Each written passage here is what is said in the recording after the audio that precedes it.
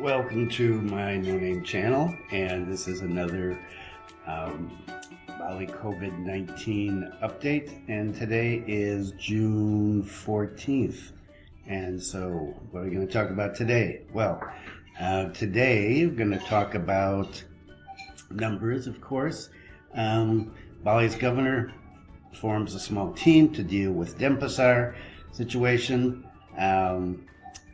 bag snatching, and street justice in Seminyak. Upsurge in the number of airline passengers because of restrictions being lifted. And then finally, the big question, when will Bali open? And I'm going to include in there a little discussion of an article, an interview with the deputy governor of Bali. And so that's it. Let's get started. Okay, first, numbers. Now, I recorded this yesterday, and I've been playing with the microphone, and I'll share all the technical details. But I got this huge spike in the sound because I can't put the mic on the gimbal and da-da-da-da-da. So I'm redoing this. So yesterday the numbers were 695, and then today they're 723. So they've gone up 28 since yesterday, since I first did this. So 723 active cases, 400 positive cases, 462 recovered, 6 deaths. Balinese person died yesterday, and 255 active cases. So active cases continue to go up. What do we attribute this to? Well, a lot of this is centered around markets, traditional markets. And if you've ever been in a traditional market, you know social distancing, forget it. There is not much social distancing that goes on in traditional markets. Mask, I don't know. Yesterday and today I walked past it. I didn't go inside the traditional market, but I walked past it, and it seemed like most people, almost everybody, was wearing masks. But they were also all crowded in right next to each other. And so here in Singaraja, mask wearing is normal, as I've said, and social distancing is not. I have people crowd up right next to me in the mini market today, in the bakery, in the toy shop. It's one of the reasons I don't go hanging out much. Okay, and the governor and the COVID-19 task force, the Bali task force, have said lack of discipline. We need to have more discipline in Bali. These cases are not the imported cases, the ones from the migrant workers. The majority, the overwhelming majority of them now, are local transmissions, and they're being traced back, the new ones, mostly to the markets. And so a lot of testing going on in the markets. Fortunately for us in Singaraja, the main market by me, Anyar, has not been a problem so far. We'll see in the future. And then there's a new market being built, which I haven't been to yet, and I don't think it's finished, over in Banyuasri. Well, I have to ask my wife about that. Okay, so those are the numbers. Numbers in Indonesia going up as well, 1,000 a day. Is this the result of what happened at the end of Ramadan, Lebaran, with Mudik? Is it because there's more testing? I'm not really sure at this point. Okay, next story. The governor set up a small task force to deal with the situation in Denpasar. He said Denpasar, as the city, as the seat of government in Bali, and as a crossroads for people from all the different regencies, it's particularly important, and we have so many cases down there that there needs to be a special group to watch the situation in Denpasar. So this small group is going to be working hand in hand with the mayor of Denpasar, who has said that he has been doing swab testing of people, and they're continuing to keep up with the situation. So good news. We need to get things under control in Denpasar, because whatever happens in Denpasar is liable to spread out. There's no restrictions in Denpasar like there was before, so people are coming and going. Okay, so let's get off COVID-19 for a minute and talk about something that's a dark side of Indonesian culture. And that's mob violence, vigilante justice. So in Seminyak the other day, there was a foreigner, I believe he was German. He was going to pick up his brother, who owns a shop in Seminyak, and he's driving a car. Apparently, a couple of guys on a motorcycle decided to follow him. They followed him to the shop. He got out, left the car unlocked. He left a bag with a laptop inside. He went inside to get his brother. Comes out a few minutes later. He sees these guys in the process of stealing his bag. Chase was given along with the help of local residents. They caught one of the guys. The other guy escaped, and the alleged thief was beaten unconscious, then tied up and held until the police arrived. They took him to the hospital for treatment, and he was still unconscious, according to the story with the link down below. So, street justice. Now, some foreigners think this is great. Give it to them because, they're stealing our stuff. Well, nobody likes crime. I don't like crime. I don't want my stuff stolen either. I also don't believe in beating people unconscious, or in some cases beating them to death because they've stolen something. What happens to the guy that steals a pack of cigarettes or a bag of rice? You're going to beat him to death? This is what police and the courts are for. So it's a unfortunate situation, and a friend of mine left Bali because of it, because he just could not reconcile himself with the fact that people that he knew, who would talk to him, friendly every day, just everyday people, beat a guy to death not far from where he lived. And so he ended up going home. And I've run across this several times in different islands. This isn't just Bali. It happened a couple of times when I was living in Sumbawa. And it's ugly, really ugly. So the theft didn't happen. This guy, I hope he recovers. This is something, I'm sure that all Indonesians know this. I don't know why anybody would risk doing this, stealing something when they know the possibility of getting caught and being brutally beaten. So, as I said, it's an ugly part of Bali, something that bothers me all the time. Okay, let's go on to something semi-COVID related. Airports, passenger traffic picking up. Angkasa Pura II, the state-owned company that manages the airports in Indonesia, reported increase in travel, double since June 8th, when some restrictions were lifted. Well, they were changed. Let's say they were modified. So before, planes could fly, but only with 50% capacity. That's been changed to 70% now. And Lion Air, the Lion Air group is back flying again. They shut down for a few days, suspended their operation, and I reported on that one or two vlogs ago. And so Lion Air is back, the Lion Air group, which includes Batik Air and I'm not sure what the other one is. They're back in operation. Garuda, CityLink also in operation. CityLink cheaper than Garuda. and Air Asia will be back in operation on June 19th.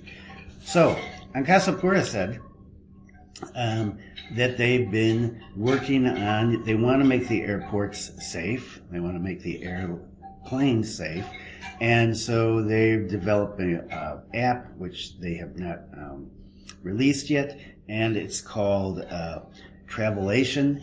And with Travelation, you'll be able to upload your documents, which will make the whole process at the airport safer and quicker. Because when you fly, you need to have a rapid test that's good for 3 days, a PCR test, which is good for 7 days,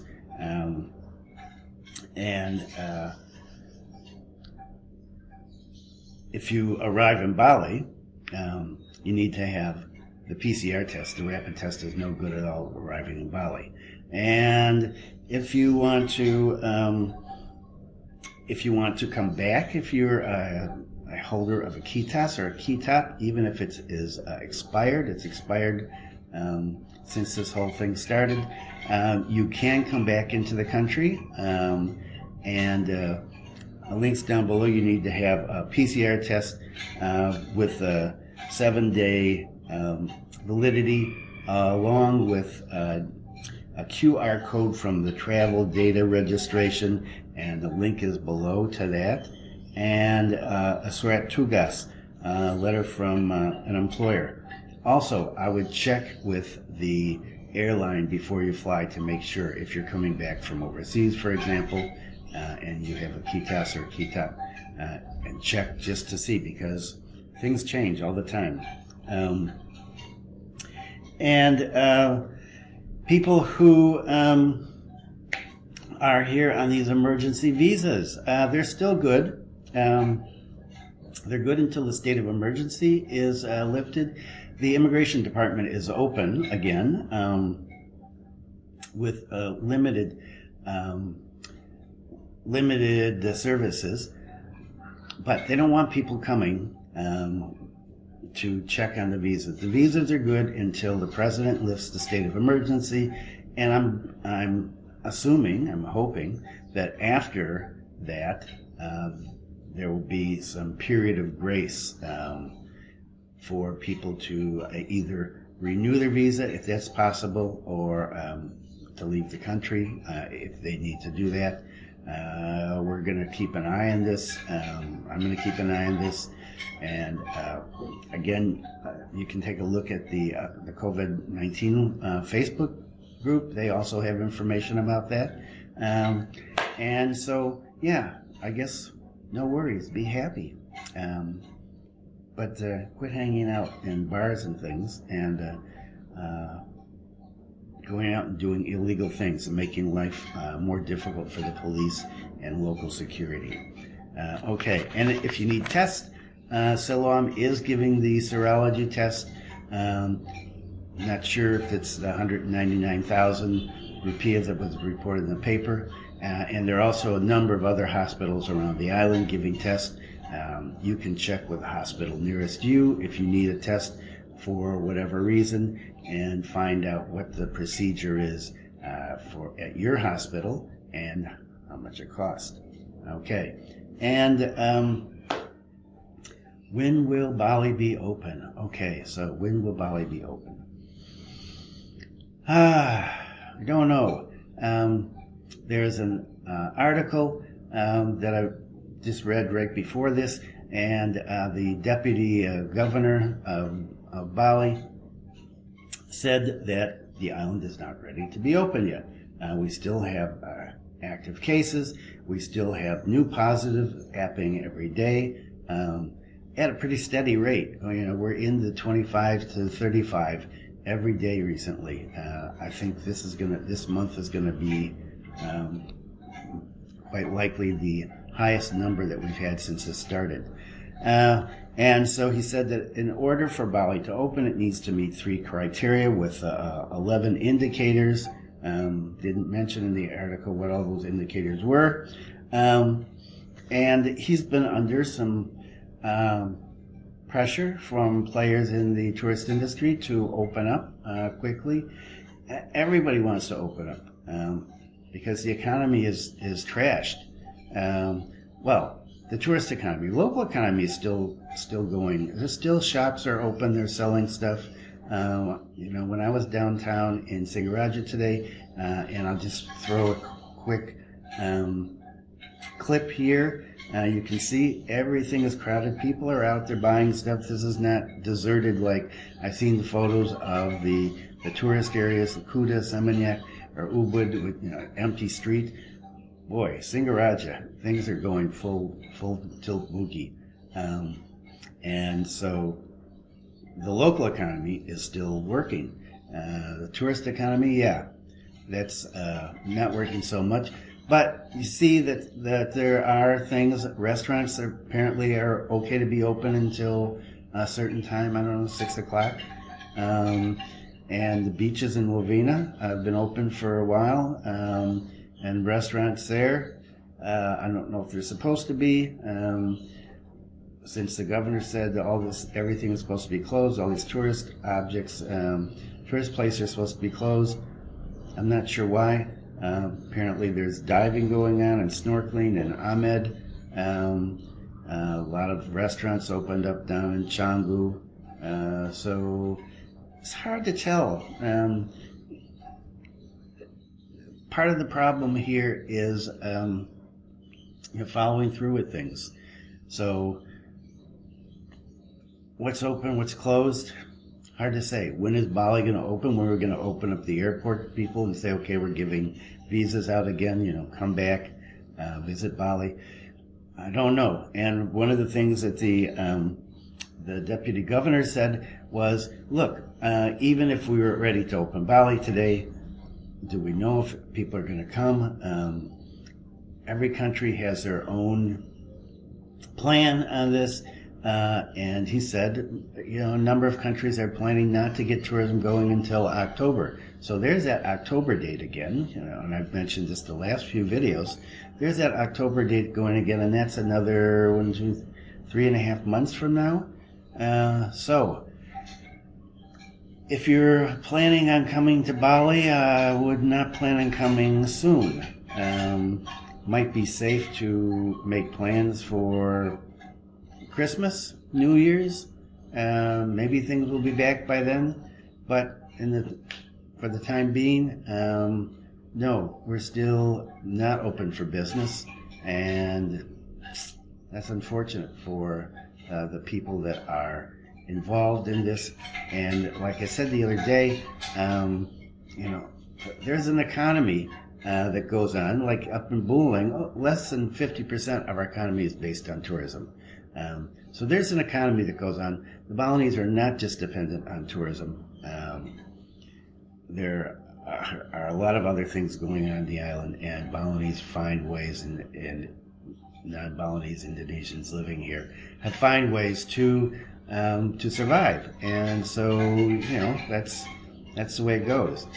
So if you're planning on coming, if you're from outside looking in, yeah, I wouldn't bank on anything until October, because you don't know what's going to happen. And if you were inside looking out, you can always go home if you want. So that's about it. There are a couple of things just popped up, and I didn't really have time. I don't want to go into a long discussion, but there's a Romanian caught stealing from ATMs. Okay, more problems with Eastern Europeans and ATMs, and you may remember a number of videos ago talking about the Bulgarians who were involved in the ATM skimming. I just post a photo here if I can find it. The ferry coming in from Lembar in Lombok tilted and went down. Didn't sink completely. It was close to the dock, and nobody was seriously injured. There were a lot of vehicles in there that they they couldn't get out, of course. So some weird stuff there. I've taken those ferries many times, and I actually like it. But yeah, there are accidents that come and go with those things. Okay, and so that's it. Thanks for viewing. Please follow regulations wherever you are. Wear a mask, practice social distancing, wash your hands, stay safe, be kind to someone. If you like this, give it a thumbs up. See you next time.